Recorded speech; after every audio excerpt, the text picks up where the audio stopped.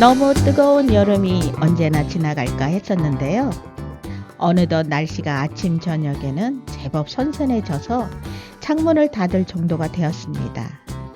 계절의 변화를 실감하는 날씨입니다. 환절기에 건강 조심하시고요. 안녕하세요. 은경이가 왔다. 박은경입니다. 오늘은 제가 운동을 하게 된 이야기를 들려드리려고 합니다. 제 이야기를 만들어주신 경기미디어센터와 나레이션 황혜정 선생님께서 도와주셨습니다. 그럼 시작해 볼까요?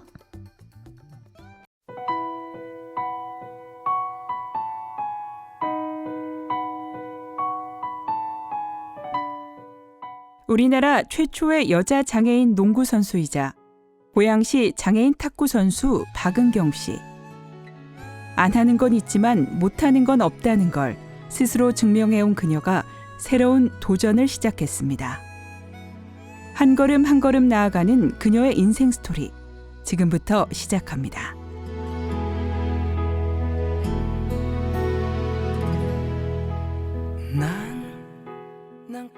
올해 나이 62세. 아직도 이루고 싶은 꿈이 있다는 박은경 씨에게 나이는 그저 숫자에 불과할 뿐이죠. 그녀의 꿈은 어떻게 시작됐을까요? 처음부터 꿈을 꾸며 활발했던 건 아니었습니다.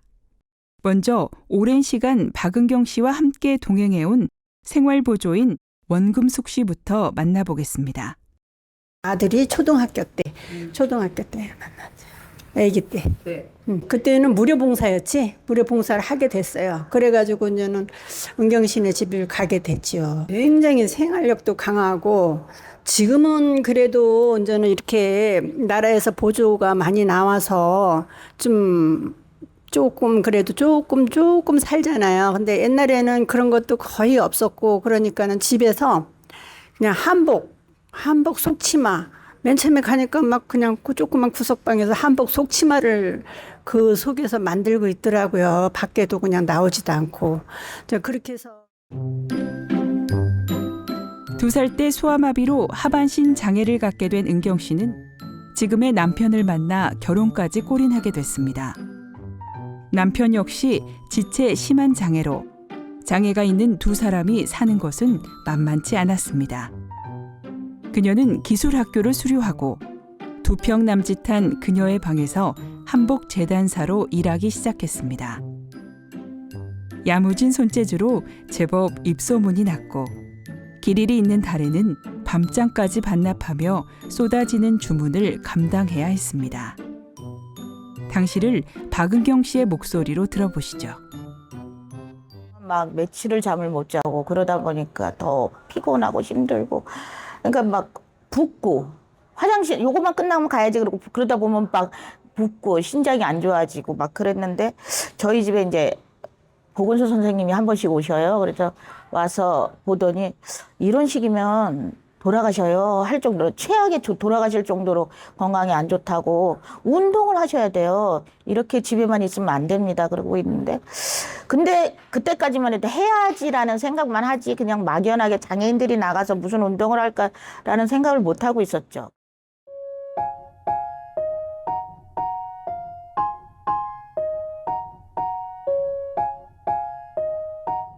우리 엄마는 내가 학교에 다녀오면 늘 누워 계신다.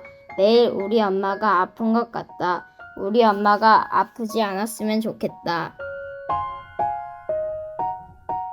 우리 엄마가 아프지 않았으면 좋겠다. 박은경 씨 아들의 일기를 잠시 소개했는데요. 당시 그녀의 몸 상태가 얼마나 좋지 않았는지 엄마가 걱정되는 아이의 안타까운 마음을 통해서도 알 수 있습니다. 저희 아들의 일기를 우연하게 봤어요. 이제 초등학교 때. 근데 우리 엄마가 오늘도 학교 갔다 오니까 누워 계시다. 매일 우리 엄마는 아파 계신 것 같다라는 그 일기를 보는 순간 정신이 번쩍 나더라고요. 아, 우리 아들의 보는 엄마의 모습은 항상 저렇게 아파서 누워있는 모습이었구나. 이러면 안 되지. 엄마의 모습이 저런 모습으로 비춰주면 안 되지. 라는 그런 막 번쩍 뇌를 이렇게 치는 그런 그 생각이 들어서 그럼 운동을 해야 되는데 어떻게 해야 되나 그러고 알아보기 시작했는데 여기 장애인 종합복지관에 탁구를 친다는 얘기를 듣고 저희 남편한테 나 탁구를 치든지 뭘 운동을 해야 될 것 같으니 한번 갑시다. 그래서 그녀가 건강을 위해 선택한 운동은 바로 탁구였습니다. 일산에 장애인 탁구가 있다는 소문을 듣고 물어물어 온 곳. 그러나 현실은 충격적이었습니다. 장애인 탁구 시설이라고 만들어 놓은 건 협소한 공간에 딸랑 탁구대 2개. 그것이 그녀가 처음 접한 장애인 탁구의 현실이었습니다. 번번한 시설도 탁구를 가르쳐줄 코치도 없었지만 그녀의 각오를 꺾을 수는 없었습니다. 은경 씨와 남편은 하루도 빠짐없이 탁구 연습을 이어갔습니다. 아무것도 모르지만 무조건 열심히 했던 이들 부부의 모습을 보고 그녀를 가끔 도와주던 봉사자가 다른 연습장을 추천해 줬습니다. 선생님, 여기 말고 홀트로 가서 연습하세요. 공이 나오는 기계도 있고 여기보다 연습 환경이 훨씬 나아요. 탁구대 2대에서 시작했던 장애인 탁구. 열정으로 이어가던 연습은 환경이 나아지자 더 즐겁게 운동할 수 있었습니다. 비가 오나 눈이 오나 하루도 쉬지 않고 부지런히 탁구를 치러 홀트에 다녔고 장애인 부부가 탁구를 친다는 소문은 인근에 제법 퍼졌습니다. 당시의 상황을 박은경 씨에게 들어보겠습니다. 저희 부부가 가서 연습을 하고 있는데 그 소문이 이제 듣고 스포츠 그 관련된 팀장님이 탁구를 정식으로 발축을 한다고 그러더라고요. 그래서 그러면서 오라고 다음 주부터는 수요일 날 일로 오라고 그래가지고 그때 발족식을 하고 정식으로 이제 배우기 시작했는데 그때도 가르치시는 분은 없었어요. 그러니까 우리끼리 그래도 그때는 사람이 많아지니까 칠 맛이 났죠.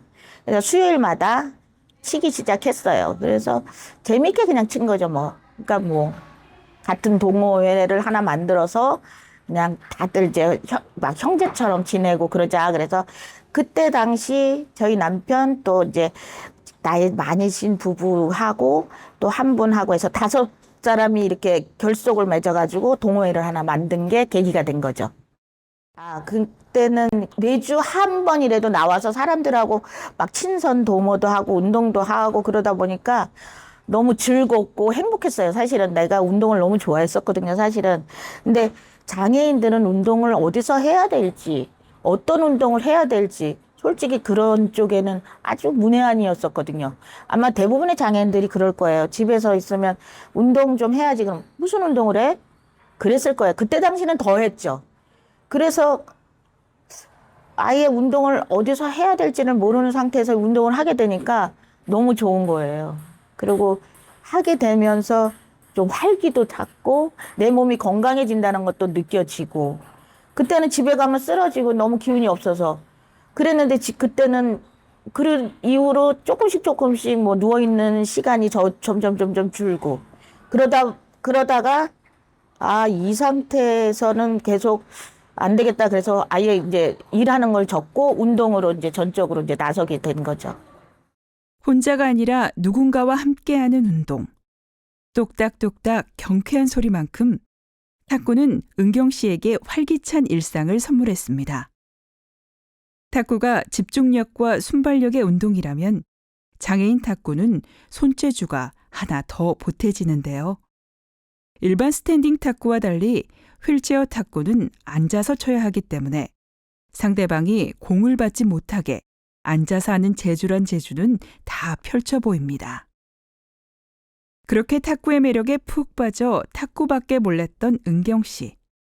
그런데 생각지도 않게 또 다른 도전이 그녀 앞에 등장합니다. 바로 휠체어 농구와의 운명적인 만남. 운동선수로 이막의 인생을 살게 된 농구와는 과연 어떻게 만나게 됐을까요? 사실은 여자 선수들이 스포츠 쪽에는 없어요. 열악해요. 근데 그때 저희 그 탁구를 정식으로 하겠다고 얘기하셨던 팀장님이 어느 날 나보고 저 홀트에 무슨 스포츠 대회에서 강좌가 있는데 가서 좀 들어만 달라고만 얘기하더라고요. 그래서 그래 또 부탁을 하니까 그래도 알았다고 해서 갔더니 그게 아니라 이제 안 올까봐 속인 거예요. 갑자기 휠체어에 턱 앉히더라고요. 이게 뭐예요? 그랬더니 농구를 하라는 거예요. 아니, 저는 절대로 그러고 싶은 마음이 없는데요. 그랬더니 그냥 무조건 앉으라고 그러는 거예요. 그때 시작한 게 이제 농구를 처음으로 이제 여자 농구라는 그걸 제가 이제 만들고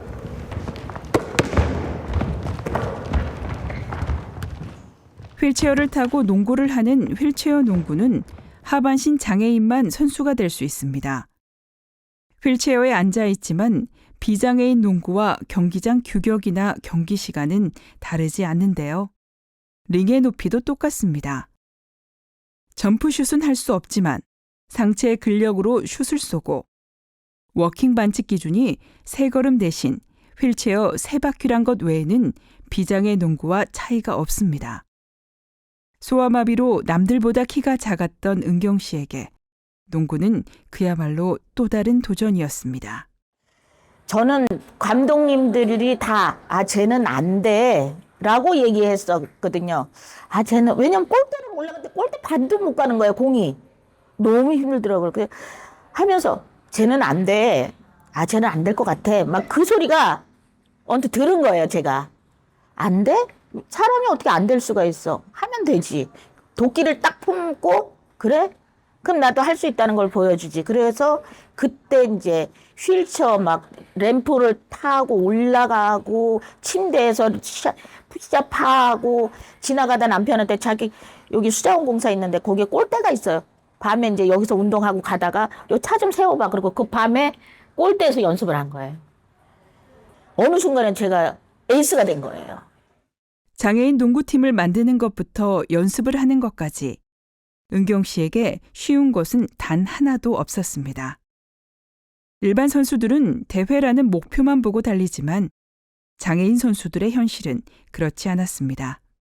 출전하고 싶어도 상대팀이 없어 못하고 여기저기 쫓아다니며 올림픽 예선전에 출전할 수 있도록 문을 두드리고 설득해야 했습니다. 그렇게 고생하며 올림픽 예선전을 치렀지만 은경 씨에게는 장애인 농구 선수로서의 위기가 찾아옵니다. 그러니까 감독님이 올림픽 예선전을 우리나라에서 치렀는데 한 번도 쉬지 못하고 제가 거기서 계속했던 거예요. 왜냐하면 주전이고 거기서 그 주장이었는데 지금도 그 얘기를 한대요. 박은경 씨가 제일 말귀를 빨리 알아듣고 제일 빨랐다고. 그랬으니까 이제 안 빼는 거예요. 쟤를 빼질 못하고 계속 파울을 하라고 그러는데 다른 선수는 파울을 할 줄을 모르는 거예요. 그럼 나는 파울을 하고 브로킹도 하고 막 했는데 그때 너무 무리가 됐던 것 같아요. 선수에게는 부상이 가장 두려운 일일 겁니다. 아무리 재능 있고 팀의 중요한 선수라 해도 몸 상태가 좋지 않으면 경기에 뛸 수 없다는 건 당연한 얘기겠죠. 당시 그녀의 몸 상태를 드라마로 재현했는데 들어보시죠. 회전근의 80%가 찢어졌어요. 엄청 아팠을 텐데 어떻게 이렇게 될 때까지 참으셨나요? 아파도 저 아니면 선수가 없어서요. 참고 운동했습니다.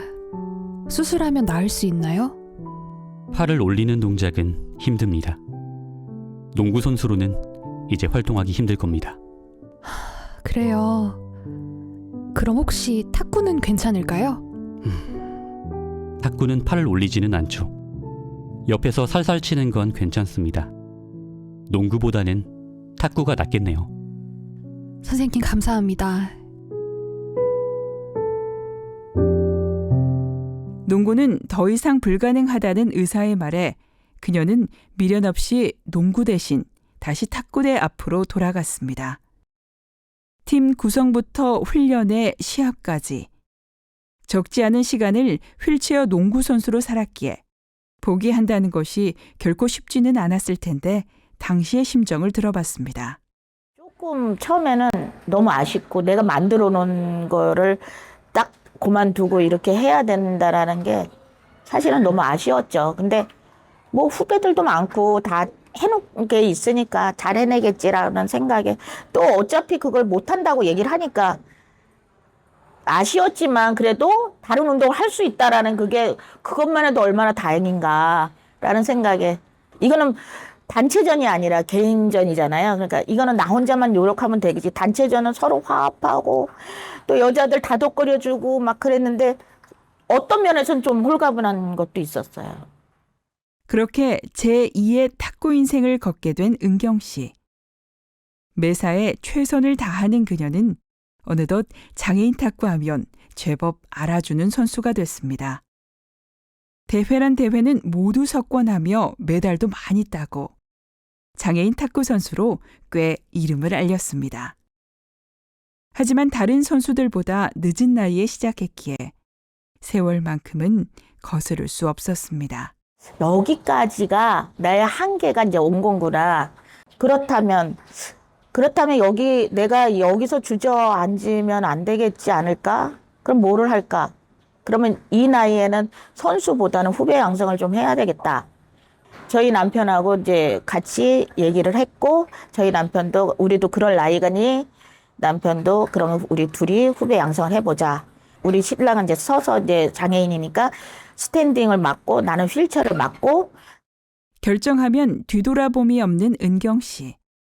그녀에게는 장애인 탁구 선수 대신 후배 양성이란 새로운 목표가 생겼습니다. 지도자 박은경, 선배 박은경은 어떤 모습일까요? 장애인 탁구 선수 이순호 씨와 홍요한 씨를 만나보겠습니다. 레슨하듯이 가르쳐줘. 선생님으로서는 호랭이고 동료로서는 정말로 저희 하나부터 열까지 엄마예요, 엄마. 그러니까 대모님. 어떤 부분에서 좀 구체적으로 말씀을 예시 같은 걸 들어주신다면? 그러니까 선배님이잖아요, 장애인으로서. 그러니까 하나부터 열까지 이건 이렇게 해야 되고, 그러니까 우리가 원하는 거는 디테일한 부분이거든요. 그냥 두리뭉실한 게 아니라 그런 걸 자기가 아는 거를 A부터 Z까지 다 알려주시고 이런 혜택이 있으니 이렇게 하면 좋다 하면서 저도 여기서 많이 정보 교육을 많이 받았죠.